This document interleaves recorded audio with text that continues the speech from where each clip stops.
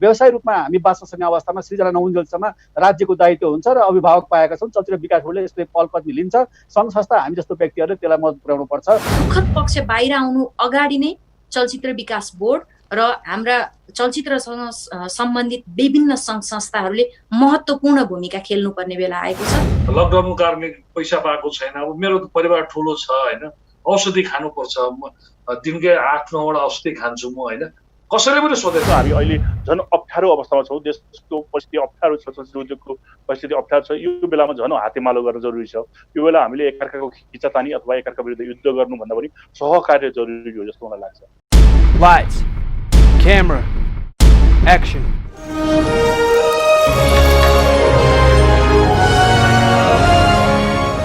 Nepali cinema क्षेत्रको बारेमा कुराकानी गर्दैछु म। आज हामीसँग चलचित्र कलाकार संघका पूर्व अध्यक्ष नवल खड्का, चलचित्र पत्रकार संघका पूर्व अध्यक्ष शान्ति प्रिय, त्यसरी चलचित्र प्राविधिक संघका पूर्व अध्यक्ष मनोज केसी र चलचित्र कलाकार संघका पूर्व महासचिव सरिता लामिछाने हुनुहुन्छ। आउनुहोस् उहाँलाई स्वागत गरौँ। स्वागत छ यहाँलाई। नमस्ते। नमस्ते सबैजनालाई। नमस्कार। सबैभन्दा पहिले नवल खड्काजीसँग म जान चाहन्छु।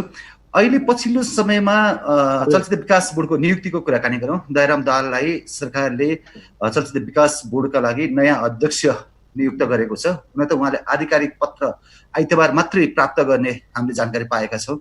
दयाराम दाहालजी, यी 10 जना आवेदन दिएका मध्येबाट चुनिनुलाई यहाँले कुन रूपमा लिनुभएको छ? सबैभन्दा पहिला कुरा त दयाराम दाहाल 0बाट हिरो हुने व्यक्तित्व हो भन्ने मलाई लाग्छ। उहाँले चलचित्र क्षेत्रको स्पोर्ट बोयदेखि लिएर निर्देशकदेखि लिएर अहिले चलचित्र विकास बोर्डको अध्यक्ष जस्तो गरिमामय पदमा नियुक्त हुनुभएको छ। हाम्रो अभिभावक बन्न सफल हुनुभएको छ। त्यसका लागि नवनियुक्त अध्यक्ष दयाराम दाहालज्यूलाई हार्दिक बधाई तथा शुभकामना दिन चाहन्छु। र मलाई के आशा र विश्वास पनि छ भने राष्ट्रको एउटा सभ्यता, संस्कृति, देशभक्तिपूर्ण चलचित्रहरूको प्रवर्धन र प्रोत्साहनको दिशामा दयाराम दाहालको नेतृत्व चलचित्र विकास बोर्डले अब अगाडि बढाउँछ भन्ने आशा र अपेक्षा पनि गरेको छु। र हामीले उहाँबाट धेरै कुराहरू आशा गर्न सक्छौँ किनभने उहाँ 0बाट अभिभावकसम्म, समग्र चलचित्र उद्योगको अभिभावकको ग्रहण गर्ने स्थानसम्म पुग्नु भएको छ। यस मानेमा उहाँलाई सबै कुरो थाहा छ भन्न खोजेको हो मैले। हजुर, सरिता लामिछानेजी, यहाँलाई यही प्रश्न राखेको कार्यक्रमको सुरुवातमा मैले यहाँले चाहिँ कुन रूपमा लिनुभएको छ? एकदमै सकारात्मक रूपमा लिएकी छु मैले होइन। समग्र नेपाली चलचित्र क्षेत्रको अभिभावक संस्था चलचित्र विकास बोर्डमा दयाराम दाहाल जतिको मान्छे जानु भनेको सही ठाउँमा सही मान्छे भन्छु म होइन। उहाँले चलचित्र क्षेत्र बुझ्नु भएको छ, उहाँले चलचित्र कर्मीहरूका दुःख सुख सबै बुझ्नु भएको छ। तर यति हुँदाहुँदै पनि यस्तो अवस्थामा नियुक्त हुनुभएको छ। उहाँले यस्तो अवस्थामा नियुक्ति पाउनु भएको छ। सारा संसार नै अब कोरोनाबाट संक्रमित छ। देशको अवस्था नै, आर्थिक अवस्था एकदमै गिर्दो छ र यो सँगसँगै चलचित्र क्षेत्रको अवस्था पनि अत्यन्तै नाजुक हुने भनेर सबैजनाले भनिरहनु भएको छ। अब देशै संक्रमण कालमा छ भनेपछि चलचित्र क्षेत्र त पक्कै पनि संक्रमित हुन्छै हुन्छ होइन, यसको इफेक्ट त परिहाल्छ। अब यस्तो परिस्थितिमा उहाँले यो जिम्मेवारी पाउनु भएको छ। समग्र चलचित्र क्षेत्र, चलचित्र कर्मी सम्पूर्णका दुःखहरू बुझ्नु भएको छ। त्यहाँभित्र नवलजीले भने जस्तै एउटा स्पट बोयबाट आएर चलचित्र विकास बोर्डको सदस्यसम्म पुगेर र अहिले सबैको अभिभावक बनिरहँदाखेरि थुप्रै च्यालेन्जेसहरू फेस गर्नुपर्छ उहाँले होइन। सबै मिलाएर लानुहुन्छ। पक्कै पनि उहाँले केही न केही राम्रो काम गर्नुहुन्छ भन्ने कुरामा विश्वस्त छु। शान्तिप्रियजी। हजुर, सर्वप्रथम दयारामजीलाई बधाई छ, उहाँ अध्यक्षमा नियुक्त हुनुभयो। र हामीले सबभन्दा पहिला बुझ्नु पर्ने कुरा छ भने चलचित्र विकास बोर्डले के गर्न सक्छ वा के गर्न सक्दैन भन्ने कुरामा हामी जानुपर्ने हुन्छ। त्यस हिसाबमा त्यहाँबाट गर्न सक्ने त्यस्तो धेरै छ भनेर आशै पहिला नगर्दा हो। त्यहाँबाट केही होला भइहाल्ला भन्ने कुरो छैन। ठुलो नीतिगत निर्माण गर्नलाई अथवा त्यसको निर्णय गर्नलाई मन्त्रालयमा नपुगिकन केही पनि सुकै धरै छैन। त्यस अवस्थामा एउटा चलचित्र विकास बोर्डले सामान्य रूपमा केही न केही सम्बोधन गर्न सक्ला भन्ने मात्रै मलाई लाग्छ। त्यहीमाथि अहिले कोरोनाको आक्रान्तबाट सम्पूर्ण क्षेत्र धराशायी भएको अवस्थामा मलाई लाग्छ कि चलचित्र विकास बोर्डले त्यस्तो के किन गरिहाल्छ भन्ने लाग्दैन। तैपनि त्यहाँभित्रबाट हुन सक्ने चिजहरूलाई दयारामजीले बुझेर हामी सबैको परामर्शमा गर्नुहुन्छ विश्वास लिन सकिन्छ। हजुर मनोजजी। सर्वप्रथम धन्यवाद दयाराम पाण्डेजी तपाईँलाई। हुन त अहिले हामीले के सुनेका छौँ भने दयाराम दाहाल दाई चाहिँ चलचित्र विकास बोर्डको अध्यक्ष हुनुभएको छ, त्यसको लागि बधाई छ। तर यहाँसँग पनि अरू जो चलचित्र कर्मीहरू भुवन बिचीदेखि लिएर जति पनि 10-11 जनाहरूलाई दिनुभएको छ त्यो उहाँहरूलाई पनि म के भन्न चाहन्छु भने निराश नहुनुहोस्, एक न एक दिन तपाईँहरूको पनि पालो आउनु चाहिँ तपाईँ त्यो चाहिँ सबैले स्वीकार्नुपर्छ। दयाराम दाई चाहिँ एउटा के भने एउटा स्पोर्ट बाइदेखि एउटा प्राविधिकदेखि लिएर आज निर्देशकसम्म भइसकेको व्यक्तिलाई चाहिँ हाम्रो लागि एकदम खुसीको कुरो। तर अरू पनि चलचित्र कर्मी हुन्, उनीहरूलाई पनि एक समय आउँछ त्यसको चाहिँ ख्याल गर्नुपर्छ, त्यसको लागि चाहिँ आफिल हुँदैन अरू जुन चलचित्र कर्मीहरूलाई। र अहिले मैले हाम्रो म अध्यक्ष भन्छु हाम्रो सरिता लामिछानेजीलाई चाहिँ के छ भने उहाँको कुरामा म सहमत के जनाउँछु भने अहिले देशै लकडाउनको स्थितिमा छ। दयाराम दाईलाई चाहिँ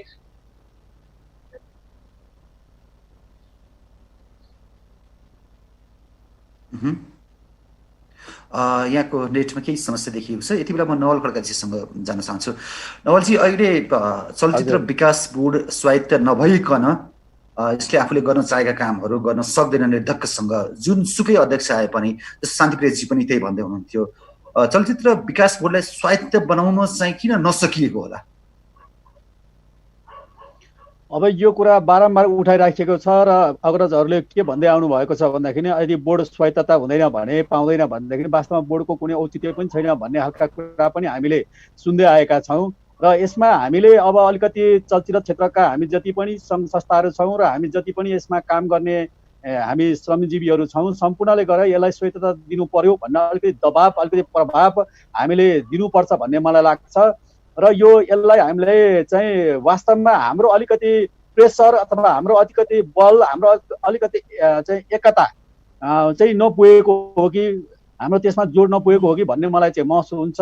त्यस कारणले गर्दाखेरि अब हामीले दयाराम दाहाल अहिले पाउँदै गर्दा यसलाई स्वायत्तता पनि प्रदान गरियोस् भन्ने हिसाबबाट हामीले अलिक दर्बिलो तरिकाले अगाडि बढ्नुपर्छ भन्ने चाहिँ मलाई लाग्छ। अहिले भएका सङ्घ संस्थाले त्यो पहल कदमी लिनुपर्छ, त्यसमा हामीले साथ दिनुपर्छ, यही नै हो र यसलाई स्वायत्ततातिर लैजानुपर्छ भन्ने नै हो। अरू के खास मलाई लाग्ने के हो?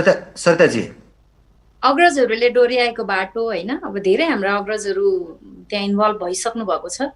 अब सधैँ स्वायत्त हुनुपर्छ भन्ने क्वेसनहरू आइरहेका छन्, दबाबहरू आइरहेका छन्। सायद दबाब नपुगेको हो कि अब सबै चलचित्र कर्मीहरू एक भएर अग्रजहरूको सल्लाह र सहमतिमा र उहाँहरूले हिँडाएको बाटोमा गएर चलचित्र विकास बोर्ड स्वायत्त हुनुपर्छ भन्ने हो कि सबैजना होइन, सबै एक हुनुपर्ने बेला हो कि त्यस्तो लाग्छ मलाई। अच्छा शान्तिप्रियजी, जस्तो अहिले थुप्रै चुनौती नयाँ अध्यक्षसँग छ, अनि ती चुनौतीहरूलाई सामना गरेर, किनकि हल बन्द छ, चलचित्र निर्माणहरू ठप्प छ, 2.5 महिना लकडाउनबाट देश गुजिसकेको छ, यो बेलामा थुप्रै चुनौतीहरू सामना गर्नुपर्ने अवस्था छ।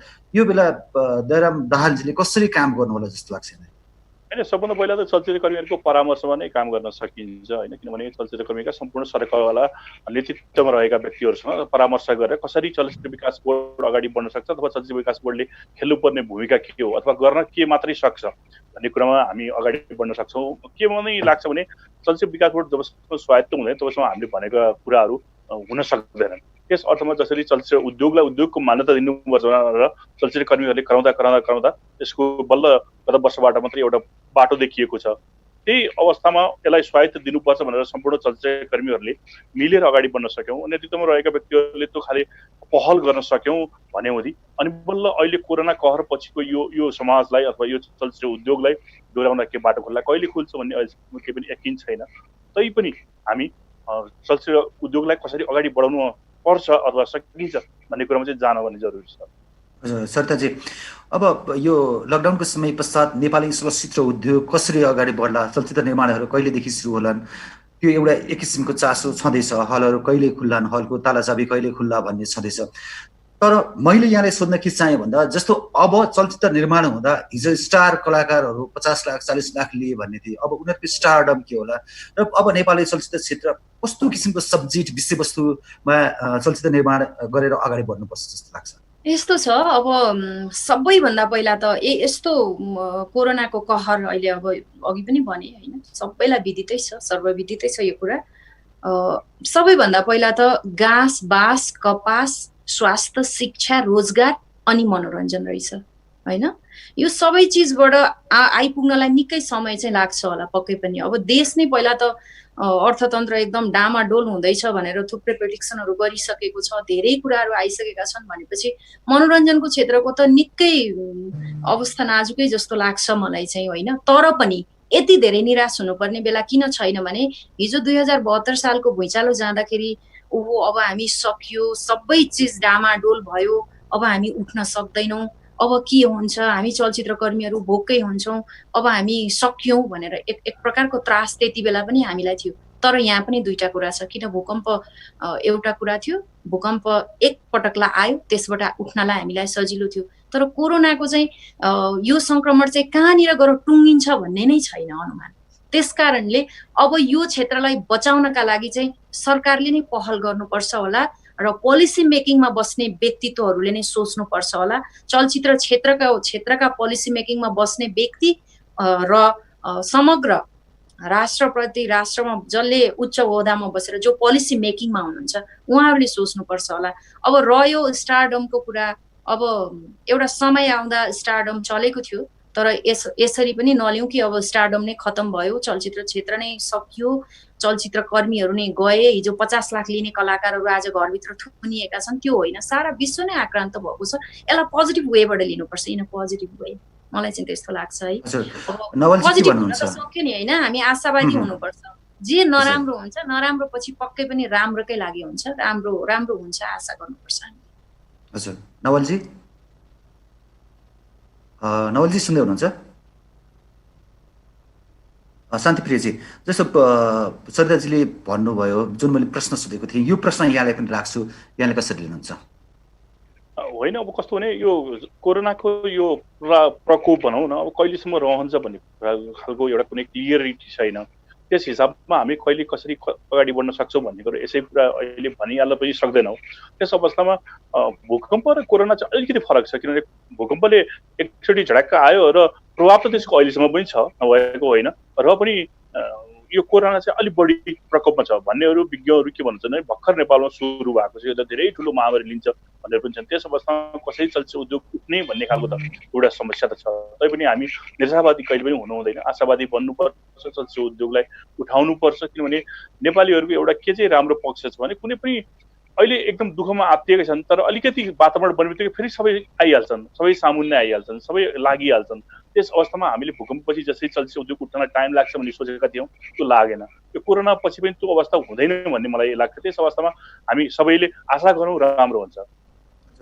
नवलजी, जस्तो प्राविधिकहरू धेरैले खान नपाएको, विशेष अहिले सरिताजीले पनि भन्नुभयो पहिलो त घाँस नै हो, योबाट प्रताडित भएको हामीले पायौँ। त्यो कारणले मैले मनोजजीलाई पनि आज सँगै राखेको थिएँ यहाँहरूसँग। अहिले मनोजजी डिस्कनेक्ट हुनुभएको छ, हामी फेरि सम्पर्क गर्ने कोसिस गरिरहेका छौँ।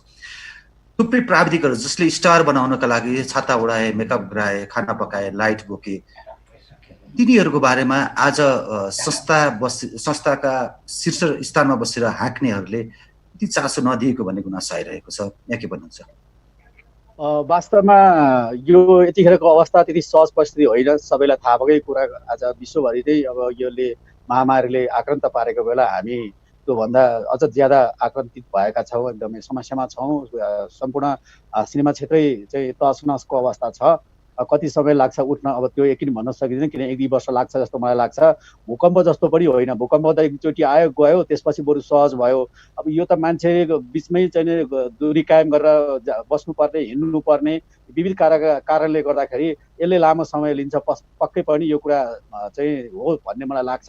र जसरी अब अहिलेको अवस्थामा विभिन्न ठाउँमा, अब जस्तै मेरै मात्रै कुरा गर्नुहुन्छ भने पनि मैले अब लगेर एनाउन्स गरेर यति दिएँ भने त मैले भइनँ, तर नेपाली सिनेमा क्षेत्रमा समस्यामा परेका धेरै साथीहरूलाई मैले आफ्नो तर्फबाट पनि गर्ने सहयोगहरू मैले गरेको छु। अब नाम नलिउँ, मैले त्यो गर्न चाहिनँ मैले। त्यसैले धेरै मेरो आफ्नो गच्छे अनुसारको मैले धेरै साथीहरूलाई पनि सहयोग गरेको छु, नगदहरू आएर बोलाएर मैले दिएको छु।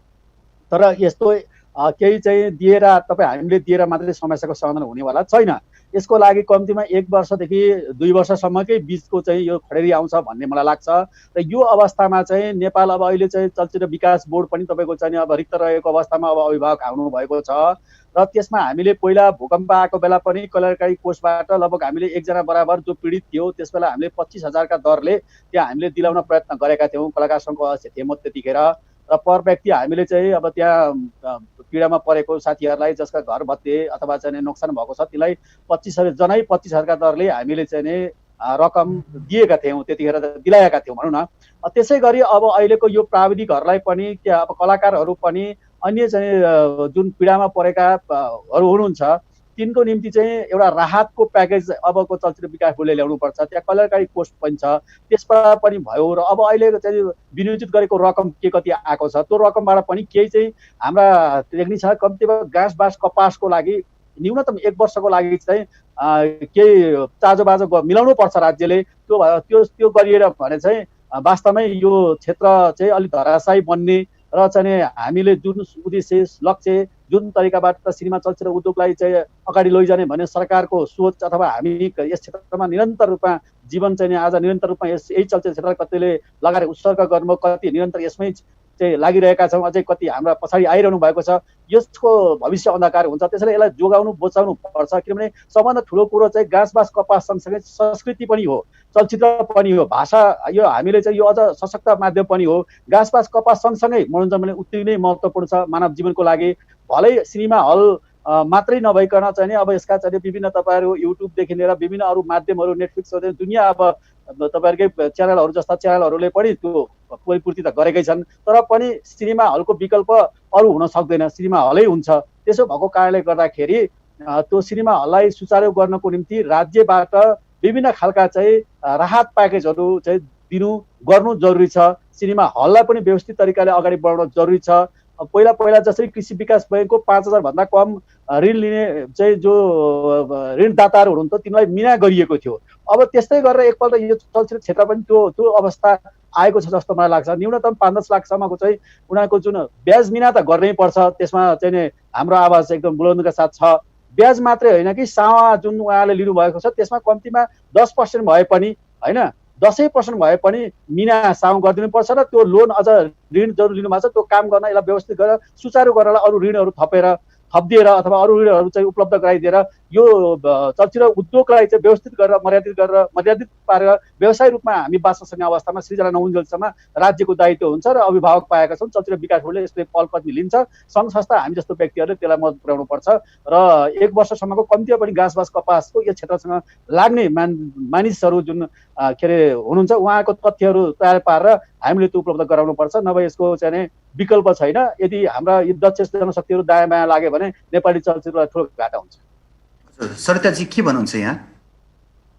यस्तो छ, अब सयौं चलचित्र कर्मीहरू विशेष गरेर प्राविधिक होइन जो चाहिँ बिहान दिनभरि काम गरेर बेलुका लगेर चुलो बाल्ने त्यस्ता धेरैभन्दा धेरै प्राविधिकहरू हुनुहुन्छ होइन। प्रत्यक्ष सम्पर्कमा आइरहनु भएको छ उहाँहरू। कतिलाई अब नवलजीले भने जस्तै हामी नेपालीहरू यति हामी बिचको संस्कार यति राम्रो छ, हामी दुःखमा आँतिदैनौँ। दुःखमा नआतिकन आज मेरो घरमा खाना पाकेको छ भने मैले त्यो बाँडेर खान जानेको छु, त्यो हाम्रो नेपाली संस्कार हो। त्यही अनुसार धेरैभन्दा धेरै प्राविधिकहरू सम्पर्कमा आउनु भएको छ। फोटो राख्नुपर्छ र मैले यसलाई दिएँ भन्नु पर्दैन। यो दुःखको बेलामा भित्र सबैले सहयोग गर्नुभएको छ, धेरैजनाले सहयोग गर्नुभएको छ। त्यो मध्येमा म पनि पर्छु। मसँग काम गर्ने 20 वर्षदेखि काम गर्ने केही प्राविधिकहरू मसँग पनि आउनुभयो। आज पनि अहिले पनि नाम पठाई सहयोग गरियो सबैजना। हामी व्यक्तिगत हिसाबले एकअर्कालाई सहयोग गर्न तयार छौँ, हामी गरिरहेका छौँ, लागिरहेका छौँ, एकदम राम्रो कुरा। तर कहिलेसम्म भन्ने कुरा आउँछ।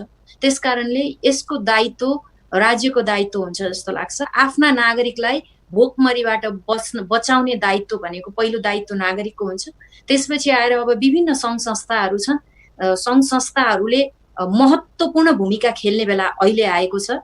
हिजो हामी चुनावी नारा लिएर जति बेला हिँडेका थियौँ त्यति बेला हामी यो गर्थ्यौँ त्यो गर्थ्यौँ भन्ने भन्दा पनि यति बेला चाहिँ हाम्रो अगाडि अब सङ्घ संस्थाहरूले खान नपाएर आज भोकै अब अहिले निस्किएका छैनन् हाम्रा प्राविधिकहरू, धेरै कलाकारहरू पनि जसलाई भन्न अप्ठ्यारो लागिरहेको छ, म भन्न अप्ठ्यारो लाग्छ, म कहाँ जाउँ भन्ने कुराहरू छन्, कहाँ गएर पोख्ने।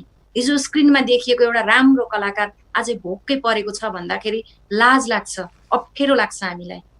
त्यो चिज बाहिर आएको छैन, तर त्यो भोलि त्यो चिज बाहिर आउँछ, त्यो कुराहरू बाहिर आउँछ। यो सामना गर्न हामी तयार हुनुपर्छ। तर त्यो कुरा, यो दुःखद पक्ष बाहिर आउनु अगाडि नै चलचित्र विकास बोर्ड र हाम्रा चलचित्रसँग सम्बन्धित विभिन्न सङ्घ संस्थाहरूले महत्त्वपूर्ण भूमिका खेल्नुपर्ने बेला आएको छ र विशेष जिम्मेवारी यो बेला भनेको आफ्ना जनतालाई भोकमरीबाट, रोग नलाग्नबाट सम्पूर्ण बचाउन राष्ट्रको दायित्व हुन्छ, राज्यको दायित्व हुन्छ जस्तो लाग्छ। शान्तिप्रियजी, यहाँ त चलचित्र पत्रकार सङ्घको संस्थापक व्यक्ति, चलचित्र पत्रकार सङ्घको पूर्व अध्यक्ष पनि हुनुहुन्छ। अहिले चलचित्र पत्रकार र कलाकारहरू बीच एक किसिमको दूरी देखिएको छ। हिजोको घटना, निशा अधिकारीको घटना पनि यहाँले जानकारी पाउनुभयो होला। निशाजीसँग केही बेर अगाडि मेरो पनि कुरा भएको थियो, उहाँले कल गर्नुभएको थियो। मैले के यहाँलाई प्रश्न राख्न खोजेँ भने अहिले युट्युबरका नाममा कलाकारहरूको आँसु बेच्ने, दुःख बेच्ने र डलरको खेती गर्ने जुन प्रचलन चलिरहेको छ, यहाँले चाहिँ यसलाई कुन रूपमा लिनु भएको छ?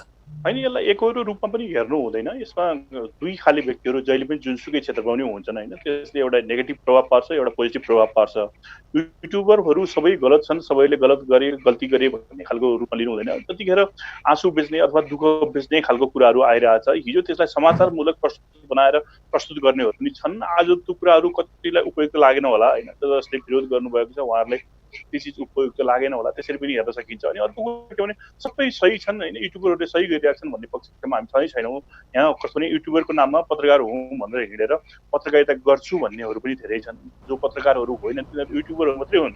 युट्युबरहरू सबै पत्रकार हुन सक्दैनन्, किनभने कसैले खालि त्यो पैसाको लागि सेवामूलक भावना नलिइकन होइन, पैसाको लागि मात्रै जे मलाई त्यही शीर्षक राखेर जसरी मन लाग्छ त्यसरी प्रस्तुत गरेर आउनेहरूलाई हामी पत्रकार मान्न सक्दैनौँ। त्यसको पनि एउटा मापदण्ड हुनुपर्छ होइन, राज्य स्तरबाटै त्यसको एउटा मापदण्ड गरिनुपर्छ, हेरिनुपर्छ र त्यसमा सरकार राख्ने सङ्घ संस्थाहरूले त्यो सम्बन्धी पहल गर्नुपर्छ जस्तो मलाई लाग्छ। अब सबै गलत भए, सबैले बिगारे भन्ने पक्षमा हामी जानु हुँदैन। बरु पत्रकार सङ्घ छ, चलचित्र पत्रकार सङ्घ छ, त्योसँग समन्वय गरेर जो प्रताडित बन्न पुग्नु भएको छ उहाँले समन्वय गरेर एउटा निष्कर्ष निकाल्न सक्नुपर्छ, जसले गर्दा कलाकार र पत्रकार बिचको सम्बन्ध धमिलो नआओस्। र हामी अहिले झन् अप्ठ्यारो अवस्थामा छौँ, देशको परिस्थिति अप्ठ्यारो छ, चलचित्र उद्योगको परिस्थिति अप्ठ्यारो छ। यो बेलामा झन् हातेमालो गर्न जरुरी छ। यो बेला हामीले एकअर्काको खिचातानी अथवा एकअर्का विरुद्ध युद्ध गर्नुभन्दा पनि सहकार्य जरुरी हो जस्तो मलाई लाग्छ।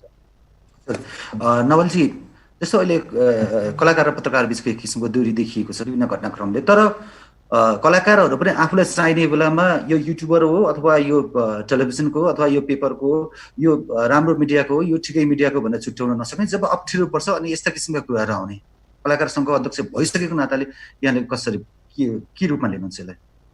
अब मैले भन्नु पर्दाखेरि हामी कोही पनि दुधले नुहाएका मान्छेहरू छैनौँ।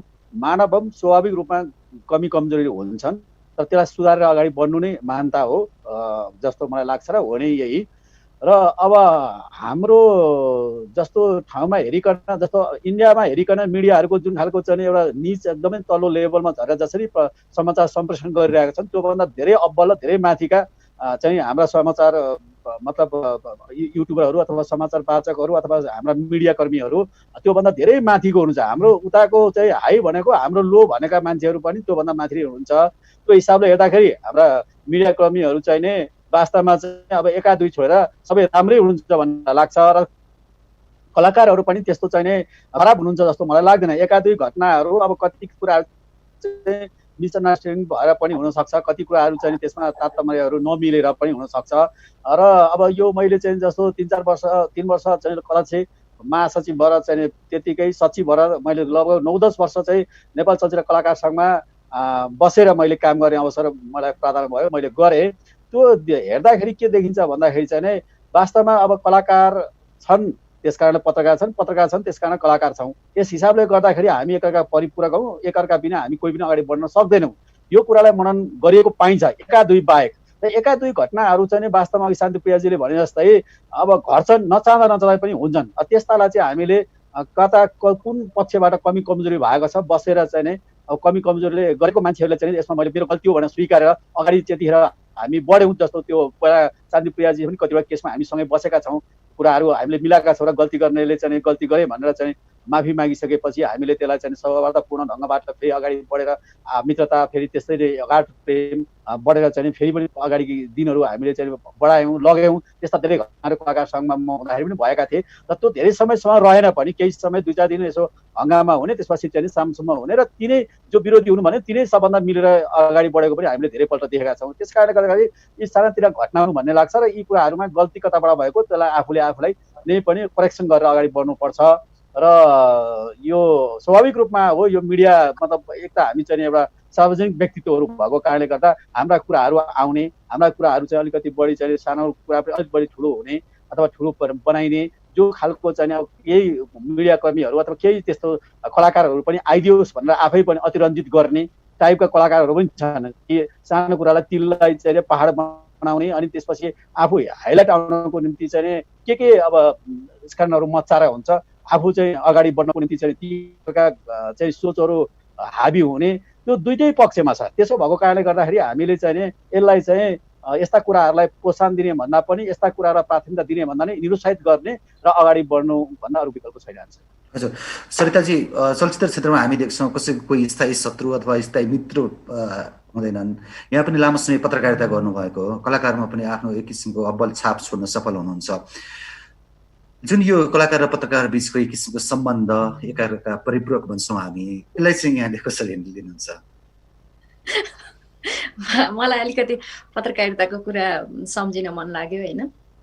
मलाई कस्तो लाग्छ भने सबैभन्दा ठुलो कुरा त म कुन क्षेत्रमा छु, मेरो कर्तव्य के हो, म कुन मर्यादामा रहनुपर्छ भनेर हामी हरेक मान्छेले मनन गर्न सक्यौँ भने, हाम्रो दायरा के हो भन्ने कुरा हामीले बुझ्यौँ भने त्यति प्रब्लम आउँदैन जस्तो लाग्छ मलाई होइन।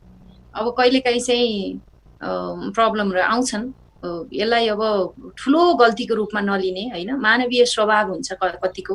अब पछिल्लो समय त कसैको आँसु बेचिन्छ भनिन्छ, कसैको खुसी बेचिन्छ भनिन्छ। अब कतिजना भन्नुहुन्छ कति कुरालाई अतिरञ्जित गरियो भनिन्छ भने कति कुराहरू चाहिँ ओके म यहाँबाट आउँदैछु मेरो बारेमा समाचार बनाइदिनुहोस् भनेर कलाकारहरू पनि पछि हुनुहुन्न भन्नुहुन्छ, पत्रकारहरू पनि होइन। कलाकारसँग पनि कुरा भइरहेको हुन्छ, पत्रकारसँग पनि कुरा भइरहेको हुन्छ। बिचमा बसेर बुझ्दाखेरि चाहिँ मलाई चाहिँ के लाग्छ भने चाहिँदाखेरि चाहिँ हामी यस्तोसँगले पत्रकारसँग क्लोज भइदिने रहेछौँ, त्यति बेला चाहियो। अब भोलि एकदम हाम्रो सानोभन्दा सानो गल्ती मिडियामा आयो भने त्यसपछि यो पत्रकारले यसो गर्यो भन्ने होइन क्या। सबैभन्दा पहिला त आफ्नो मर्यादा आफूले कायम राख्ने हो भने तपाईँको आँसु बेचेर अथवा तपाईँको खुसी बेचेर पैसा कमाउने भन्ने कुरा चाहिँ म त्यस्तो मान्दिनँ। किन भन्दा हरेकको आफ्नो आफ्नो पर्सेप्सन हुन्छ होला, पत्रकारिताको पनि त इथिक्स हुन्छ होला। शान्तिप्रियजीले भनेको कुरासँग किन सहमति राख्छु भने सबै युट्युबर पत्रकार बन्न सक्दैन, त्यो पनि त होला होइन। अनि तपाईँको कहाँनिर कन्ट्रोभर्सी भइरहेको छ, त्यो कन्ट्रोभर्सी कुन मिडियामा आयो त्यसको पनि त क्याटेगोराइज त गर्न सकिन्छ होला नि त होइन। त्यस कारणले यो सबै समस्याको जड भनेको चाहिँ समन्वय गरिदिने एउटा अभिभावकत्व निर्वाह गरिदिने सङ्घ संस्था त छ नि त, पत्रकारको पनि छ, कलाकारको पनि छ। हिजो जब तपाईँलाई काम छैन, मलाई कलाकार सङ्घ चाहिँदैन, म आफै सफल छु, तपाईँ आकाशबाट झरे जस्तो गर्नुहुन्छ। म आकाशबाट झरेर आज टप सेलिब्रिटी बनेको छु, ओभरनाइट सेलिब्रिटी हुँ भन्नुहुन्छ एउटा सेलिब्रिटीले। जब तपाईँलाई दुःख पर्छ अनि कलाकार सङ्घले भूमिका खेलेन होइन, तपाईँलाई जुन बेला खाँचो पर्छ त्यति बेला होइन, तपाईँको पनि दायित्व हुन्छ कलाकार सङ्घप्रति र कलाकारिता जगतप्रति। अब आज तपाईँलाई आपत पर्छ त्यसपछि तपाईँ सङ्घ संस्था गुहार्नुहुन्छ, त्यति बेला सङ्घ संस्थाका मान्छेले तपाईँको कसरी प्रोटेक्सन गर्न सक्छ? तपाईँ हिजोसम्म भन्नुहुन्छ कलाकार सङ्घले मलाई केही पनि दिएको छैन, त्यसको यो कुरा मैले भोगेको कुरा हो। मलाई धेरैजना कलाकारले भन्नुभएको थियो यस्तो छ समन्वय गरौँ यो गरौँ भन्दाखेरि चाहिँ होइन, हिजो कलाकार सङ्घले के गरेको छ हामीलाई?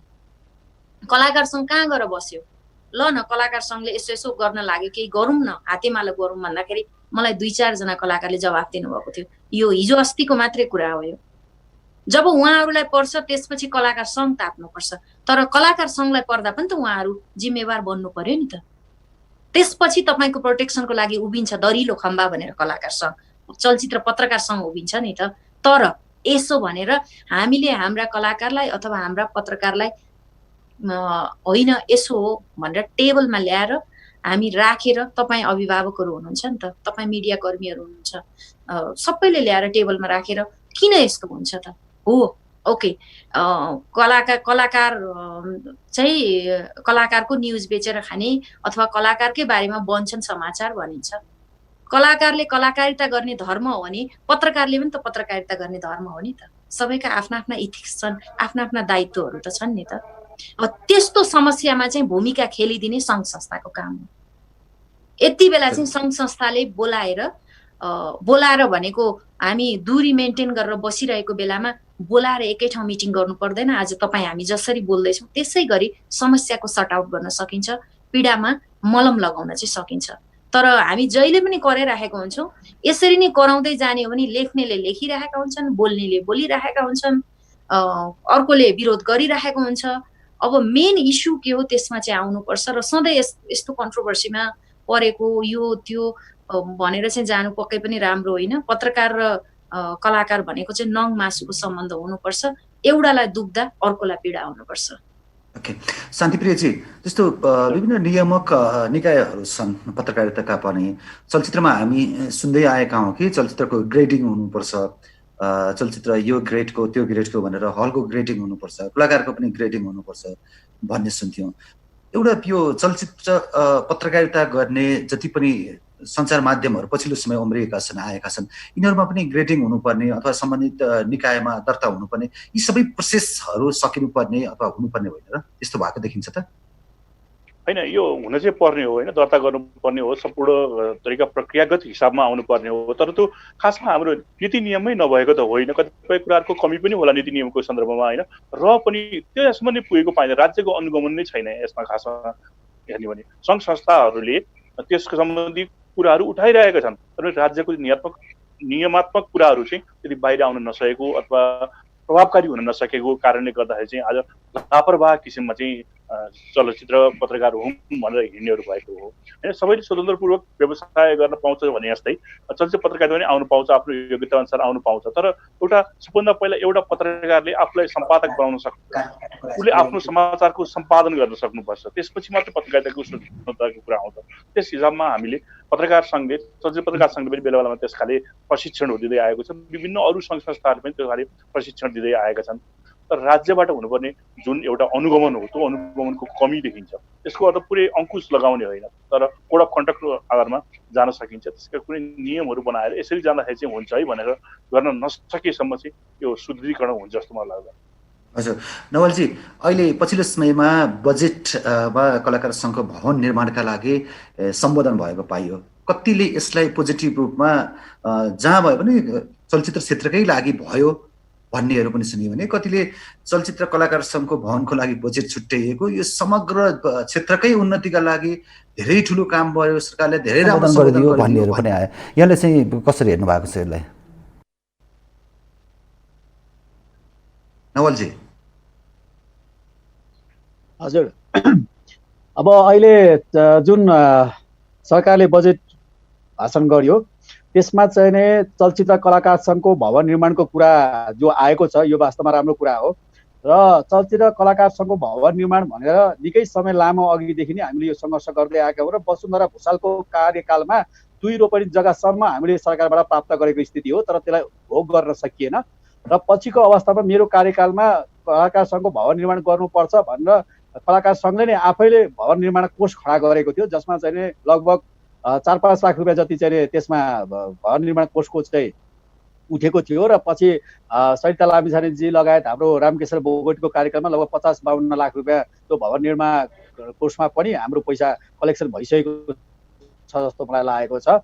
यस हिसाबले हेर्दाखेरि यो हाम्रो अहिले भर्खरै हिजो गएर आज प्राप्त गरेको कुरा होइन, यो निरन्तर आजसम्म 30-32 वर्षदेखि निरन्तर संस्था चाहिँ जुन जन्म भयो त्यसपछि नै यो आवश्यक चाहिन्छ। यत्रो नेपालका सेलिब्रिटीहरूको लागि चाहिँ नै राज्यले चाहिँ त्यो गरिदियोस् र चाहिन्छ भन्ने कुराको महसुस भएर हामीले बारम्बार ताकेता गरेको परिणाम स्वरूप अहिले चलचित्र कलाकार सङ्घको भवन निर्माणको लागि चाहिँ बजेट छुट्याएको छु भन्नेसम्म सुन्नमा आएको छ। यो एकदमै सुखद पाटो हो र यसमा हामीले चाहिँ वास्तवमा मुक्त कण्ठले सरकारको प्रशंसा गरेका छौँ। त्यो सँगसँगै अब सरकारले अरू मौलिक चलचित्रलाई चाहिँ अनुदान दिने, विभिन्न सातै प्रदेशमा तपाईँको चाहिँ सुटिङ स्टुडियोहरू चाहिँ इन्डोर सुटिङ स्टुडियोहरू चाहिँ निर्माण गर्ने भन्ने खालका कुराहरू बहुत राम्रा कुराहरू आएका छन्। हामीले विरोधका लागि विरोध मात्रै गरेर हुँदैन, कम्तीमा आजसम्म त्यस्ता कुराहरू आएका थिएन। यति भए पनि आयो भन्ने कुरामा र भोलि फेरि अरूको पनि पालो आउँछ भन्ने कुरा हामीले चाहिँ आशावादी भएर रहनुपर्छ। र चलचित्र अहिले जुन कुरा आएको छ त्यसलाई भोलि चलचित्र ग्रामको रूपमा हामीले चाहिँ समग्र चलचित्र क्षेत्रकै मान्छेहरू सङ्घ संस्थालाई आबद्ध गरेर एउटा राम्रै तरिकाको साझा भवन मात्रै निर्माण गर्न सकिन्छ। आखिर हामी बिचमा त्यति भिन्नता पनि छैन। कलाकार, प्राविधिक, चाहे निर्माता, अन्य सबै हामी यस सेक्टरका निर्देशक, पत्रकार, हामी सबै आखिर चाहिँ एउटै रथका हौँ। हामी एउटै उसमा चाहिँ डुङ्गामा सवार गरिरहेका चाहिँ यात्रीहरू हौँ। त्यसो भएको कारणले गर्दाखेरि यो चाहिँ विरोध गर्नु भनेको चाहिँ बेकारको विरोधको लागि विरोध गरेको, तर सँगै बजेटमा अन्य कुराहरू आउनु पर्थ्यो, त्यो कुरा चाहिँ आएन। जस्ता भन्सा छुटका कुराहरू, अब पुरानो कुराहरू मात्रै आयो। अहिले नयाँ जुन प्रविधिका कुराहरू छन् जो चाहिँ अहिले हामीले प्रयोग गरिरहेका छौँ ती चिजहरूलाई सम्बोधन भएन भन्ने कुराहरू, हलमा जस्तो चाहिँ बिजुलीका कुराहरू, यी के कुराहरू आएन भने मैले प्रदीप उदयजी र तपाईँको अशोक शर्मा दाईको त्यो वालहरूमा फेसबुकको उसमा मैले देखिरहेको छु र उहाँले उठाएका केही कुराहरू सही छन्। किनभने अहिलेको यस्तो महामारीको अवस्थामा नेपालका अब 40-50% सिनेमा हलहरू बन्दै हुने अवस्थामा पुगिसकेको स्थितिमा त्यसमाथि पनि अहिलेको यो एकदमै गम्भीर परिस्थितिमा उपजमा चाहिँ राज्यको दायित्व हुनुपर्छ। राज्यले चाहिँ जस्तो कर मिनाएको कुराहरू चाहिँ गरिदिनुपर्छ। सँगै चाहिँ यो किनभने हाम्रो सेक्टर भनेको अत्यन्तै जोखिमपूर्ण क्षेत्र पनि हो र राज्यको लागि अत्यन्त महत्त्वपूर्ण। किन भाषा, संस्कृति, वेशभूषा, रीतिरिवाज, परम्परा, हाम्रो चाहिँ यहाँको चाहिँ सामाजिक अवस्थाको यसलाई चाहिँ चित्रण गर्ने भनेको वास्तवमा सिनेमा क्षेत्र हो, उद्योग यो क्षेत्रमा लाग्ने व्यक्तित्वहरू हो। त्यस कारणले यो क्षेत्रलाई चाहिँ सम्बोधन गर्नलाई, यो क्षेत्रलाई चाहिँ वास्तवमा प्रायोरिटीमा राख्नको निम्ति सरकारले कन्जुसाइ गर्नुहुन्न। र अहिले म त के भन्दैछु भने सिनेमा हलहरू जस्तो फेरि पनि यसलाई पुनः उत्थान गर्नको निम्ति अथवा सशक्त रूपमा अगाडि ल्याउनको निम्ति जो आर्थिक रूपले मार परेको छ, भार परेको छ, त्यसमा उहाँहरूको साउमै पनि तपाईँको चाहिँ 10% भए पनि त्यसलाई चाहिँ अनुदानको रूपमा परिणत गर्नुपर्छ। कसैले 1 करोड पैसा चाहिँ ऋण लिएको छ भने कम्ती 10 लाख पैसा चाहिँ राज्यले छुट दिनुपर्छ, मिना दिनुपर्छ भनेर म त भनिरहेको छु। किनभने यो समग्र रूप बाँच्यो भने मात्रै हामी भोलि सिनेमा उद्योग बाँच्छ। त्यसैले आजको आवश्यकता भनेको सिनेमा उद्योगलाई बचाउने हो। त्यो भनेको कलाकार, प्राविधिक, सबै निर्माता, हल व्यवसाय हामी एक भयौँ भने मात्रै यो बच्छ हो। हामी बिचमा केही भिन्नताहरू छन्, हाम्रा बिचमा फेरि निर्माताका बिचमा, सिनेमा हलका बिचमा हाम्रो द्वन्द्व छ। केही कुराहरू हामीले चाहिँ वास्तवमा हामी पेलिएका अथवा हाम्रो अधिकारहरू हरण गरिएका र हामीले यथेष्ट रूपमा चाहिँ भागबन्डा गर्दाखेरि चाहिँ त्यो हामीले पाइरहेका छैनौँ, एकलौटी जस्तो देखिएको छ भन्ने कुरा हाम्रा भित्र आन्तरिक तिक्तताहरू छन्। त्यो हामी बसेर सल्भ गर्न सक्छौँ। तर यतिखेर भनेको उद्योग बचाउने कुरा हुन्छ। त्यस कारणले गर्दा अहिलेको अवस्थामा उद्योग बचाउनको निम्ति वास्तवमा सबै सेक्टरलाई, सिनेमा हललाई पनि, निर्माताहरूलाई पनि, कलाकारहरू, प्राविधिकहरूलाई, पत्रकारहरूलाई यो सेक्टरमा लागेका सम्पूर्णको लागि चाहिँ राज्य अभिभावकत्व ग्रहण गर्नुपर्छ र राज्यसँग चाहिँ अथाह चाहिँ तपाईँको चाहिँ विभिन्न शीर्षकहरूमा पैसाहरू छ। यहाँ चाहिँ भ्रष्टाचार गरिन्छ, चाहिँ लाखौँ, करोडौँ, अरबौँ, खरबौँ भ्रष्टाचारहरू छन्। त्यो भ्रष्टाचार एकजनाले गरेको चाहिँ उठाउनु बाँकी रहेको कर मात्रै हाम्रो सिनेमा क्षेत्रलाई उद्योगमा लगाइदियो भने कायापलट हुन्छ। विभिन्न सेक्टरहरूमा त्यस्तो चुहाटलाई रोक्नु पर्यो सरकारले र त्यो कुरा सिनेमा उद्योगमा लाउनु पर्यो। त्यसका लागि अबको हाम्रो अभियान हुनुपर्छ र सिनेमा उद्योग बचाउनको निम्ति अबको पहिलो पाइला हुनुपर्छ। र यसमा चाहिँ अब यो अहिलेको परिस्थितिलाई मध्यनजर गर्दै विभिन्न खालका उपायहरू, विभिन्न खालका यसका चाहिँ के हुन सक्छ त अब सिनेमा क्षेत्रलाई चाहिँ बचाउनको निम्ति, यो क्षेत्रलाई फेरि ताजगी बनाएर अगाडि बढाउनको निम्ति, अग्रगामी छलान मार्नको निम्ति के त्यसका चाहिँ ब्याकग्राउन्डहरू अथवा त्यसको के हुन्छ, सबै सङ्घ संस्थाहरू बसेर, चलचित्र विकास बसेर र राज्यसँग सिधै चाहिँ सरकारसँग चाहिँ टेबल टक गर्न सक्नुपर्छ र त्यो राहत, उद्धार अनि यो सिनेमा क्षेत्रलाई चलायमान बनाउनको निम्ति चाहिँ आर्थिक रूपले, अन्य रूपले चाहिँ छँदैछ तर आर्थिक रूपले सिनेमा हलले पनि पाउनुपर्छ। निर्माताहरू अहिले तपाईँको जस्तो निर्माता ठुलो मागमा छन्। कसरी भने कोही सेन्सर भएर बसेका छन्, कोही रिलिजको लागि मुखमा चाहिँ फिल्महरू थिए, तपाईँको चाहिँ अब ठुल्ठुला चाहिँ ब्यानरका त ठुल्ठुलो लगानी भएका चलचित्रहरूको प्रदर्शनको मुखमा थिए। तिनीहरू अहिले करोडौँ पैसाहरू चाहिँ तिनीहरूको फ्रिज भएर बसेको छ। उनीहरूको ब्याजले आज डाँडो काटिसकेको छ। तिनीहरू त भोलिका दिनमा चाहिँ पहिला हामीले सुनेका थियौँ कति निर्माताहरू सुसाइड गरेको। भोलि तिनीहरू पनि सुसाइड गर्ने अवस्था आउन सक्छ। के राज्यको त दायित्व होइन? हिजोको दिनमा अप्ठ्यारो अवस्थामा अथवा सहज अवस्थामा त ती निर्माताहरूले हामी कसैले पनि यो दिनु पर्यो भनेका थिएनौँ नि त। त्यस्तो कुराहरूमा अनुदान दिनु पर्यो, ऋण मिना गरिदिनु पर्यो, सहुलियत दिनु पर्यो, थप ऋण दिनु पर्यो भनेर त हामीले माग गरेका थिएनौँ। तर यस्तो अवस्था छ, यस्तो कन्डिसन छ, मान्छे दिन अब मान्छेलाई चाहिँ यो क्षेत्रमा लाग्ने संस्था सजग सृजना गर्ने लगानीकर्ताहरूलाई सिधै मार्ने कि बचाउने अब राज्यको दायित्व हो के? यतिखेर अब यस्तो टाइममा अथवा यस्तो अवस्थामा चाहिने हो हामीलाई राज्य सरकार अभिभावक भनेको यतिखेर चाहिँ भूमिका खेल्ने बेला सरकारको हो। त्यस कारणले गर्दाखेरि यो कुरामा जुन लगानी गरे फिल्म बनाइसकेका प्रदर्शनको लागि तयारीमा रहेका यी यस्ता चलचित्रहरूलाई कम्तीमा पनि राज्यले त्यो लगानी जस्तो चलचित्र विकास बोर्डमा लगानीको रूपमा चाहिँ कसैले 1 करोड राखेको हुन्छ, कसैले 2 करोड गरे, कसैले 50 लाख त्यो राखेको हुन्छ। त्यसमा कम्तीमा 50% सकिँदैन भने 25% भए पनि राज्यले अनुदान दिनुपर्छ त्यो निर्माताहरूलाई पनि। र तपाईँको हल व्यवसाय गर्ने हलवालालाई पनि तपाईँको कर छुटदेखि लिएर तपाईँको सिनेमा हलमा चाहिँ ऋणको लागि थोरै भए पनि 10% भए पनि मिना सावामा मिना भनिरहेको छु, मैले करको लागि मात्रै भनिरहेको छु, सावामै मिना गर्नुपर्छ, थप त्यसलाई सक्रिय गराउनको निम्ति अरू ऋण त्यही धितोमा ऋण पनि दिनुपर्छ भन्ने कुरा मेरो स्पष्ट धारणा छ। सिनेमा उद्योग बचाउनुपर्छ, यसलाई चाहिँ बचाइयो भने तब मात्रै हामी बचाउँ र यो सरकारले पनि यो क्षेत्रमा लाग्ने अथवा आफ्नो कला संस्कृति भाषा वेशभूषा राष्ट्रियता देशभक्तिका कुराहरूलाई चाहिँ उजागर गर्ने एउटा ठुलो पङ्क्तिलाई चाहिँ वास्तवमै यो देशलाई माया गरेको अथवा यो सिनेमा क्षेत्रलाई यो भाषा संस्कृतिलाई चाहिँ सम्बोधन गरेको भन्ने देखिन्छ। नत्र भनेदेखि फेरि त्यसबाट उहाँहरू चुक्नु भएको भन्ने हामीले महसुस गर्नुपर्ने हुन्छ र हामी फेरि दायाँ बायाँ अघि भनिसके सिनेमा क्षेत्रलाई फेरि त्यो तिलाञ्जली दिएर हामीले फेरि अर्कै बाटो कुनै रोज्नुपर्ने अवस्था चाहिँ सिर्जना नहोस्, त्यो हामी कामना गर्छौँ र अनुरोध गर्छौँ सरकारले यताप्रति ध्यान दियोस्। हजुर सरिताजी, जस्तो यहाँले कुराहरू सुन्नुभयो, यहाँ त कलाकार सङ्घमा महासचिव भइसक्नु भएको व्यक्ति र अध्यक्षको प्रत्याशी पनि हुनुहुन्छ। अहिले सिङ्गो चलचित्र ग्राम बन्नुपर्ने त्यसरी राज्यले सम्बोधन गरिदिए राम्रो हुन्थ्यो कि यो जे गरेको छ राज्यले गरेको बजेटमा सम्बोधन गरेको त्यो ठिकै हो? यस्तो छ, मैले एउटा कलाकार भएर मात्रै सोचेँ भने म कलाकार हुँ, विगत 20 वर्षदेखि नेपाली चलचित्रमा काम गरेर खान्छु, अभिनय गरेर बसेको छु, त्यसमा पनि म त भेरिफाइड कलाकार भन्छु। सिडिओ कार्यालयले छाप लगाएर सरिता लामिछाने कलाकार हो भनेर मुद्दा जितेर आएको कलाकार, यो चाहिँ जोक, साँचो पनि हो, सम्झाएको पनि। कलाकार हुँ, कलाकारको लागि र सङ्घभित्र 3 वर्ष बसेर एउटा महासचिव जस्तो पोस्टमा बसेर त्यहाँभित्रका दुःखहरू देखेर भोगेर निस्केको हो म, होइन? त्यो देख्दाखेरि एउटा कलाकारलाई अथवा सङ्घसँग प्रत्यक्ष रूपले जो भित्र पसेको छ त्यसलाई थाहा हुन्छ त्यहाँभित्रको पीडा, कलाकार सङ्घको भाडा तिर्न नसक्दाका पीडा। जस्तो नवलजीहरूले पनि पहिला भाडा तिर्न धेरै गाह्रो हुन्थ्यो, पछि सबै बनाउँदै आउनुभयो, त्यसपछि त्यहाँ हामी थपियौँ, होइन? त्यो पीडा चाहिँ बाहिरबाट हेर्नेलाई भन्दा पनि भोग्नेलाई बढी थाहा हुन्छ।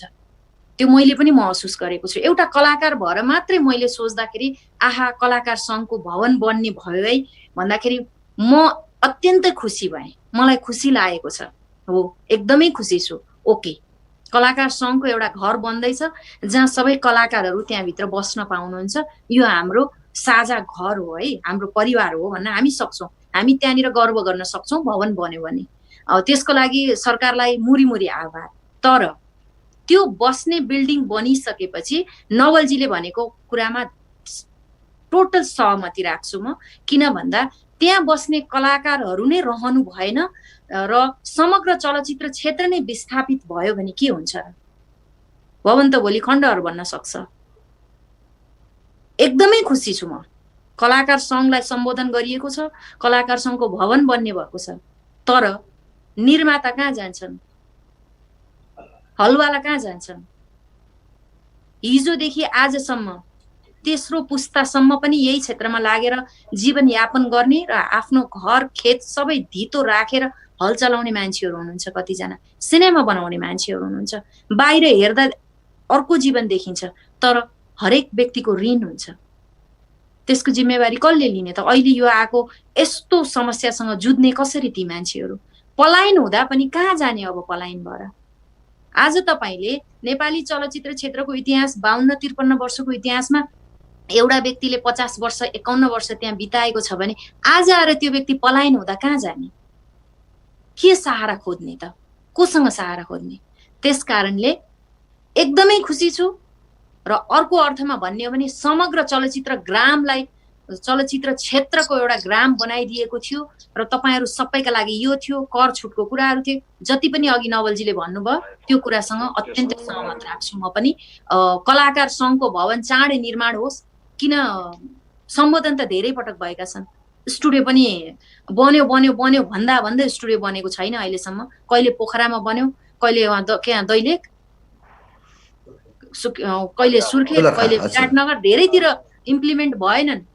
आए आहा स्टुडियो बन्यो, हामी कलाकार यस्तो इमोसनल हुन्छौँ कि हामी लेखी पनि हाल्छौँ, आहा सरकारलाई मुरी आभार, ओहो हाम्रो त स्टुडियो बन्ने भयो, अब हामीलाई सहज हुने भयो। कलाकार यसै पनि भावुक हुन्छन्, यसै पनि इमोसनल हुन्छन्।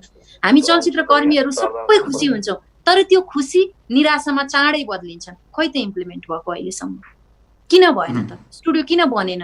हामी किन सुटिङ गर्न सकिरहेका छैनौँ?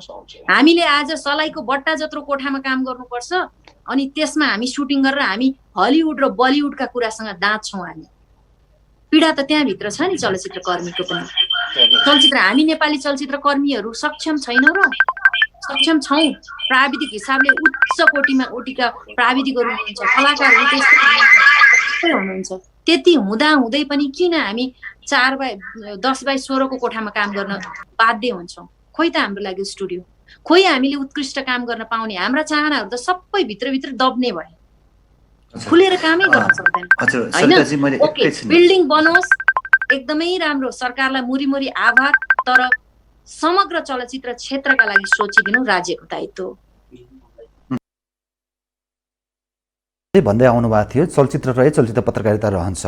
अबको अवस्था अलिकति फेरिएको छ, निकै गाह्रो समय पनि छ, समयावधि पनि छोटो छ हाम्रो कार्यक्रमको। छोटोमा भनिदिनुहोस् न, अबको चलचित्र पत्रकारिता कसरी अगाडि बढ्ला? होइन, अब सबभन्दा यो चलचित्रको अब एकदम सुतेको अवस्थामा छ होइन, सम्पूर्ण क्षेत्र सुत्रिरहेको छ यतिखेर। त्यो सुतेको अवस्थामा छ, एकदमै नाजुक अवस्थामा छौँ हामीहरू होइन। यतिखेर सबभन्दा ठुलो भूमिका खेल्ने नै मिडियाले हो। मिडियाले आम दर्शक एवं चलचित्र कर्मीका बीच एउटा पुल बनेर काम गर्न सक्नुपर्छ, जसका माध्यमबाट चलचित्र उद्योग उठाउनलाई, चलचित्र उद्योगको भूमिकालाई प्रभावकारी बनाउनका लागि पहल गर्न सक्छ। त्यस कारण सबभन्दा ठुलो चुनौती चलचित्र पत्रकारितामा छ। मलाई त्यस्तो लाग्छ, किनभने चलचित्र पत्रकारिताका माध्यमबाट नै हामी चलचित्र उद्योगलाई अब आम दर्शकका बिचमा लान सक्नुपर्छ। अच्छा, यति बेला मनोज केसीजी पनि जोडिनु भएको छ। मनोजजी, छोटोमा भनिदिनुहोस्, अहिले प्राविधिकहरूका पीडा के छन्? तपाईँले पनि थुप्रै अवार्डहरू गरेर धेरैलाई विदेश पुर्याउनु भयो, धेरैलाई स्टार बनाउनुको लागि सपोर्ट गर्नुभयो, तर तपाईँ कसरी बसिरहनु भएको छ र प्राविधिकहरू कसरी बसिरहेका छन्? छोटोमा समग्रमा भन्नुहोस् है, हामी कार्यक्रमको अन्त्यमा छौँ। दरामी जस्तो भनौँ न, अब जति पनि स्टार बने होइन, स्टारहरूलाई स्टार बनाउन हाम्रो ठुलो हात रहे होइन। अब पहिला म चलचित्र प्राविधिक सङ्घको महासचिव रहँदा, अध्यक्ष रहँदा जसरी कलाकारहरूलाई चाहिँ एउटा विदेशसम्म एउटा चर्चित बनाउन धेरै किसिमको सहयोग हामीले गऱ्यौँ। उहाँहरूले पनि आफ्नो मेहनतले त्यो ठाउँमा पुग्यो। तर दुःख लाग्छ, अब अहिले के सोच्छन् भने मान्छेहरू, अब उहाँ त अध्यक्ष भइसकेका मान्छेहरू हो, उहाँहरूलाई सहयोग किन गर्नु पर्यो, उहाँहरू आफै सक्षम छ भनेर। त्यो होइन मेरो विचारमा होइन। हामी पनि मान्छे हौँ, मान्छे भएपछि अहिले जवान छौँ, जवान भएपछि बुढो हुन्छ, बुढो भए तरुण हुन्छ, सबैको आफ्नो प्रिडिक्सन छ। तर मलाई अलिकति दुःख चाहिँ लाग्छ है केही कलाकारप्रति, जसले भनौँ न अब राहत बाँडे छन्। राहत बाँडेको त राम्रो कुरा हो, तर सम्बन्धित निकायमा सम्बन्धित ठाउँमा पुग्छ कि पुग्दैन, एक वचन हामीलाई सोध्दैन। हामी पनि एउटा भनौँ न बाहिर बसेर काम गर्ने मान्छे हौँ होइन। अब उहाँ जस्तो मैले एकजना कलाकारहरूको नाम लिउँ कि जस्तो मलाई लाग्छ, तर होइन, उहाँहरू आफ्नो प्रगति गरिरहनु भएको छ र कतिले सहयोग पनि गरिरहनु भएको छ। अब वास्तवमा भन्नुपर्दाखेरि मैले आफूलाई जस्तो अब कस्तो हुँदो रहेछ कहिले के भने, त्यो ठाउँमा पुगेको मान्छेले चाहिँ म दुखी छु है भन्न पनि अलिकति अप्ठ्यारो फिल हुँदो रहेछ। म त खुलेआम भन्ने मान्छे, जस्तो यो 3 महिनाको लकडाउन भइसक्यो, सबैले आफ्नो किसिमले जुन बाँडिरहनु भएको छ, गरिरहनु भएको छ। एक वचन दाइ तपाईँलाई कस्तो छ, भिनाजु तपाईँलाई कस्तो छ, फेरि के भने उनीहरूको कलाकारहरूलाई काम पर्दा चाहिँ दाइ भिनाजु यो भनेर सम्बोधन गर्छन् होइन। अब हामीले उनीहरूलाई कसरी भन्ने? आज मनोजजी भनिदिनुहोस् न, अहिले तपाईँको अवस्था कस्तो छ त? अनि अवस्था भनेको मैले त सबैलाई भनेको थिएँ, अब म पनि बाहिर बस्छु होइन। अब 3 महिना भयो काम गरेको, अब कुनै चलचित्रमा काम गरिएको छ। अब अहिलेसम्म लकडाउनको कारणले पैसा पाएको छैन। अब मेरो त परिवार ठुलो छ होइन, औषधि खानुपर्छ, म दिनकै 8-9 वटा औषधि खान्छु म होइन। कसैले पनि सोधेन, जबकि म चाहिँ त्यो बेला चाहिँ म पीडित छु भनेर चाहिँ म भन्न जाने होइन कि। मैले पनि प्राविधिक सङ्घको अध्यक्षको ताका 114 जना मान्छेलाई तपाईँको 15,000 को दरले भूकम्प आउँदा वितरण गरेको मान्छे होइन। अब त्यतिखेर चाहिँ अध्यक्ष रहेन, नरहेपछि कसले पुग्छ भने जस्तो चाहिँ हुँदो रहेछ मान्छेमा। त्यो एउटा फिल चाहिँ हुँदो रहेछ कि सानो उमेर 11 वर्षदेखि सिनेमा लाइनमा लाग्यो। अब तपाईँको भनौँ न, अब स्टारहरूको त छ गाडी हुन्छ, तर अहिलेसम्म मैले पनि तपाईँलाई पैसा कमाउन सकिन्छ, हेर्नुहोस् हरेक किसिमले पैसा कमाउन सकिन्छ, तर आफू इमान्दार भयो भने आफूलाई घाटा हुन्छ भन्ने कुरा चाहिँ मैले देखिरहेको जस्तो म त मेरो एउटा त्यही पुरानो इन्टाइसर बाइक छ, त्यही पुरानो इन्टाइसर बाइकमा हिँड्छौँ हामी होइन, काम गर्छौँ, खान्छौँ। तर सकेसम्म चाहिँ एउटा कुरो चाहिँ आफूले कमाएर अरूलाई पनि अलिक गर्नुपर्छ है भन्ने सोच चाहिँ हाम्रो कलाकारहरूमा भइदिनु पर्यो। एकचोटि सोध्नु पर्ने हो। अब सोधेको छैन जस्तो मेरो मनोजी प्रश्न भनिदिनुहोस् त, तपाईँलाई अहिले अप्ठ्यारो छ? अलिकति दयारामजी तपाईँले भनिहाल्नुभयो अलि जस्तो मेरो औषधि खानुपर्छ धेरै होइन, औषधि खानुपर्ने हुनाले अप्ठ्यारो त अलिक छ, नभएको होइन। तर मैले भातै खान पाएन त्यसरी मैले भन्नु खोजेँ होइन। औषधि किन्न चाहिँ अब पहिला पनि विकास बोर्डलाई मैले त्यो पहिलाको विकास बोर्डको अध्यक्षलाई भनेकै हो, त्योभन्दा अगाडिको विकास बोर्डको अध्यक्षलाई भनेकै हो। अब थाहा छैन मलाई अहिलेको विकास बोर्डको अध्यक्ष दयाराम दाइले हाम्रो कुरा त बुझ्नुहुन्छ, अब उहाँहरूले पनि सहयोग गर्नुहुन्छ गर्दैन थाहा छैन। तर सबै सिनेमा लाइनमा जो मसँग प्रत्यक्ष रूपमा सम्पर्क गर्ने साथीभाइहरूलाई के थाहा छ भने मनोज केसीले दिनको 7-8 औषधि खान्छ। कसरी छ भने एक वचन सोधेको छैन होइन। हुनु हो समय दयारामजी बिचमा बोलौँ म बिचमा बोले है। अब हेर्नुहोस् प्राविधिकहरूको अवस्था, प्राविधिक सङ्घको पूर्व अध्यक्ष जो देख्दा हट्टाकट्ठा हुनुहुन्छ देख्दा होइन, उहाँभित्र त यति ठुलो समस्या पालिएको छ भने अब हामी अनुमान लाउन सक्छौँ बिहान काम गरेर बेलुका लगेर चुलो बाल्ने प्राविधिकहरू कसरी मर्दैछन् भोकले होइन। भनेपछि यति बेला त भूमिका खेल्नु पर्यो नि त प्राविधिक सङ्घले अथवा राज्यले। कसले बुझिदिने त यो समस्या? मनोजजीलाई देख्दाखेरि मलाई पनि अप्ठ्यारो लाग्यो। अहिले मैले मनोजजीलाई सोध्ने आँट गरिनँ। मैले मेरो प्राविधिकहरू धेरैजनालाई म राहत भन्दिनँ, मैले सहयोग गरेँ। सहयोग गर्दाखेरि म तपाईँलाई 1 महिनाको सामान तपाईँको गेटमा उपलब्ध गराउँछु भने म नाम भन्दिनँ र मैले आफूलाई ठुलो बनाउन चाहेको पनि होइन। इन केस कोही समस्यामा हुनुहुन्छ भने मलाई भनिदिनुहोस् भनेर मैले प्राविधिक सङ्घको अध्यक्षलाई भनेर मैले केही नामहरू पाएँ अथवा अरूसँग आएँ। तर मलाई लागेन कि मैले देख्दा मनोजजी यसरी समस्यामा हुनुहुन्छ भन्ने मलाई लागेन। मनोजजीलाई हामीले के नजरले हेर्छौँ त भन्दा प्राविधिक सङ्घको पूर्व अध्यक्ष ठिकठाक हिँडिरहनु भएको छ, राम्रो चल्दैछ जीवन, हामीले त त्यही देख्ने भयौँ नि। तर समस्यामा त हुनुहुँदो रहेछ नि। उहाँ समस्यामा हुनुहुन्छ भने उहाँ जस्ता सयौं व्यक्तिहरू कति समस्यामा हुनुहुन्छ होला। उहाँहरूको समस्या कसले बुझिदिने? अब सडकमा आउँछ यो समस्या कसले हेरिदिने? अहिलेसम्म त चलचित्र कर्मीहरूले सहयोग यो त्यो भनेका छौँ, अब कसले गर्छ त? त्यसको जिम्मेवारी कसले लिने? अच्छा, मनोज केसी एकजना प्रतिनिधि पात्र हुनुहुन्छ। उहाँ प्राविधिक सङ्घको पूर्व महासचिव अध्यक्ष भइसकेको मान्छे, एउटा अवार्डहरू गर्नुभएको, सिनेमामा काम गर्नुभएको। उहाँको अवस्थाले वास्तवमै अहिले धेरैलाई भावुक पनि बनाएको छ।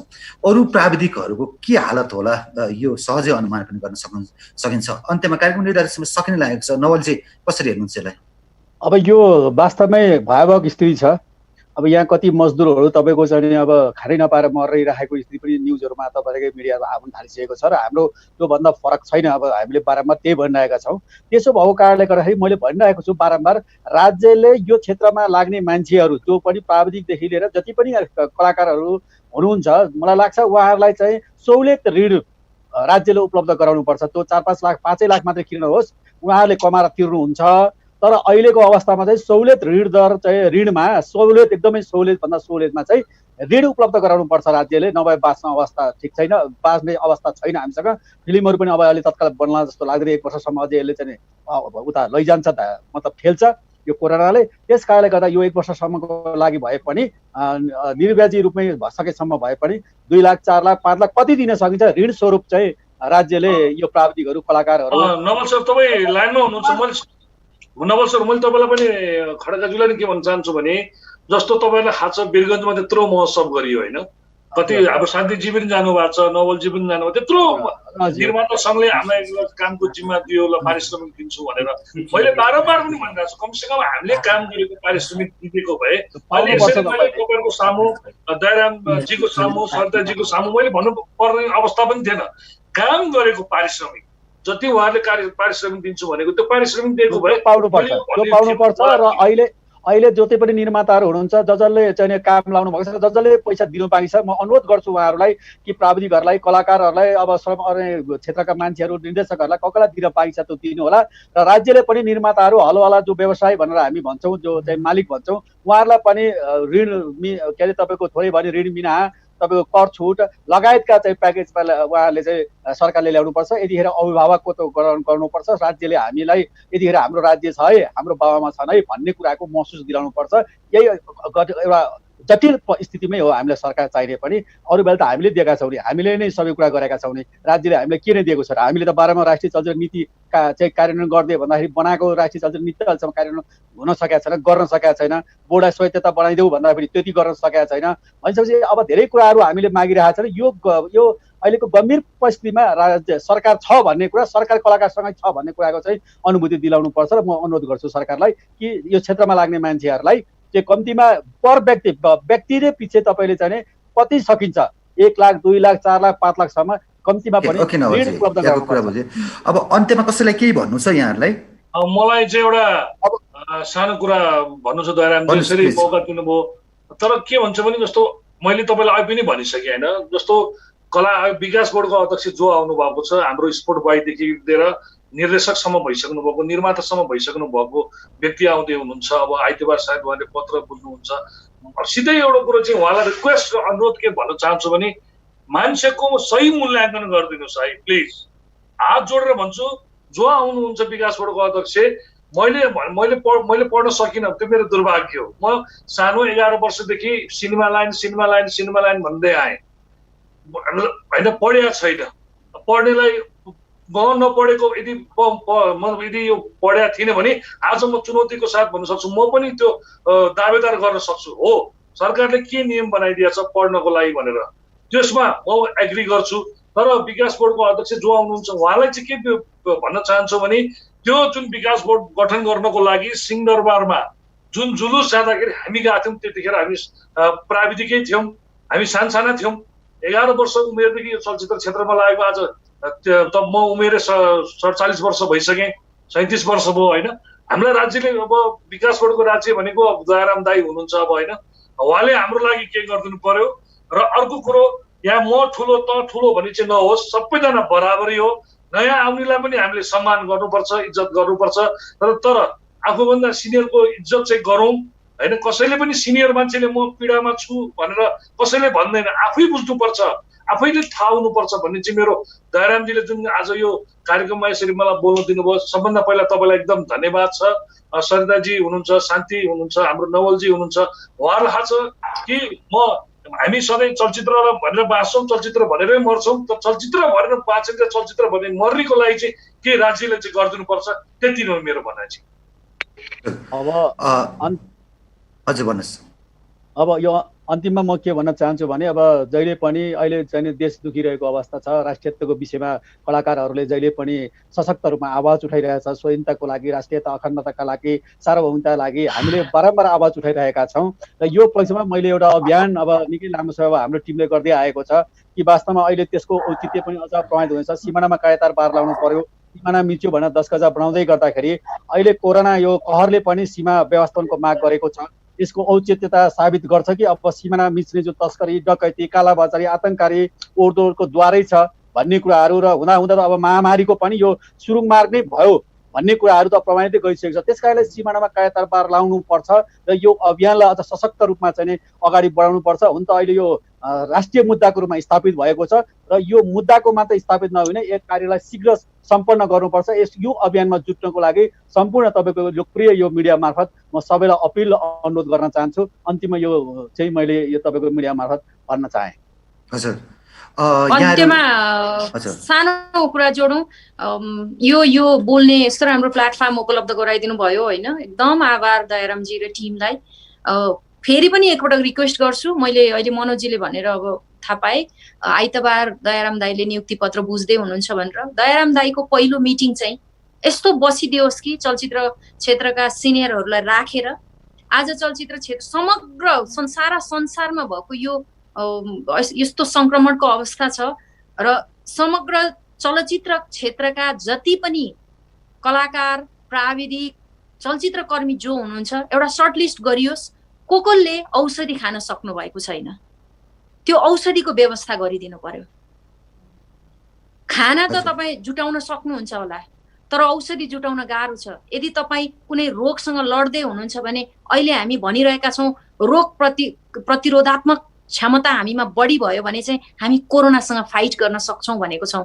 हामीले अरूले दिएको एक बोरा चामल खाएर हामी कोरोनासँग लड्न पनि सक्दैनौँ र राज्यको दायित्वभित्र पर्ने कुरा हो। प्लिज दयाराम दाई, तपाईँ भोलि नियुक्ति लिएर विकास बोर्ड आइसक्दा पहिलो निर्णय चलचित्र क्षेत्रमा जति पनि बिरामीहरू हुनुहुन्छ जसले औषधि किनेर खानलाई गाह्रो भएको छ उहाँहरूका लागि पहिलो एउटा यस्तो खुसीको खबर ल्याइदिनुहोस्। एकदम रिक्वेस्ट गर्छु म। हो, हामीले एकपटकको औषधि एउटा मन भएको मान्छेले दिएर, तर अर्को पटक के गर्ने? गाह्रो छ। भोलि चलचित्र क्षेत्रमा चलचित्र कर्मीहरू नभेटिएलान्, कलाकारहरू नभेटिएलान्, संस्कृति बचाउने मान्छे नभेटिएला। त्यति बेला कठै बिचारा भन्नुबाहेक हामीसँग केही पनि रहँदैन र त्यति बेला कलाकार सङ्घको बिल्डिङभित्र बस्ने मान्छे पनि रहँदैनन्। अहिले भौतिक कुरा ठुलो होइन, सबैभन्दा ठुलो कुरा मानव बाँच्नुपर्छ, मान्छे बाँच्नुपर्छ, हामी बाँच्न पाउनुपर्छ, हाम्रा चलचित्र कर्मी बाँच्न पाउनुपर्छ। त्यति हो। Thank you very much. हजुर, शान्ति प्रियजी छोटोमा यहाँको केही छ भने राखिदिनुहोस्। अब चलचित्र उद्योगको समस्याहरू धेरै छन्, अब धेरै कुराहरू सुनियो, सबैबाट आफ्ना खालकै कुरा आए होइन। तर अहिले सुरुको अवस्था भनेको यही राहतकै अवस्था हो क्या, सहयोगकै आवश्यकता हो अहिले यतिखेर। त्यसकारण चलचित्र विकास बोर्डको भर्खरै अध्यक्ष नयाँ नियुक्त भएको सन्दर्भ परेको कारणले गर्दाखेरि पनि सबभन्दा पहिला ती चलचित्र कर्मीहरूलाई सम्बोधन होस्। अब जुन प्राविधिकहरूको कुरा आएको थियो सुरुमा, त्यो मात्रै छैन, धेरै अलिअलि कुरा पनि आए। कलाकार, पत्रकार धेरै छन् त्यस्तो राहतको आवश्यकता भइसकेका व्यक्तिहरू, अगाडि आएका छैनन्, अब आउँछन्, किनभने अब समय एकदम लामो भइसक्यो। त्यसले गर्दाखेरि सम्पूर्ण क्षेत्रलाई समेटेर अघि सरिताजीले भने जस्तै विज्ञहरूलाई भेटेर विज्ञहरूका माध्यमबाट एउटा समाधान निकालेर अगाडि बढ्नुपर्छ। दयारामजीले त्यही नै भन्न चाहन्छु। हजुर, यति समय दिनुभयो। म यहाँहरू सबैजनालाई रमाइलो टेलिभिजनका तर्फबाट धेरै धेरै धन्यवाद दिन चाहन्छु। धन्यवाद। यहाँलाई पनि धन्यवाद। हृदयदेखि आभार। एकदम स्टे सेफ। तपाईँहरूले ठुलो भूमिका खेल्न सक्नुहुन्छ यति बेला। तपाईँहरू एकदम स्ट्रङ हुनुहुन्छ। तपाईँहरू आफै जोखिम मोलेर समाचार सम्प्रेषण गरिरहनु भएको छ। हामी जस्ता तमाम मान्छेको आवाज जनमानसमा पुर्याउनु भएको छ, सचेतना पुर्याइदिनु भएको छ। तपाईँहरू आफै जोखिममा हुनुहुन्छ, सबैजना जोखिममा छौँ। यो जोखिम मोलेर पनि तपाईँ अरूका लागि बाँच्नु भएको छ।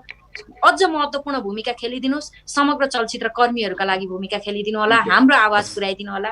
Thank you very much. नमस्कार। नमस्कार सबैलाई नमस्कार है। सबैलाई नमस्कार।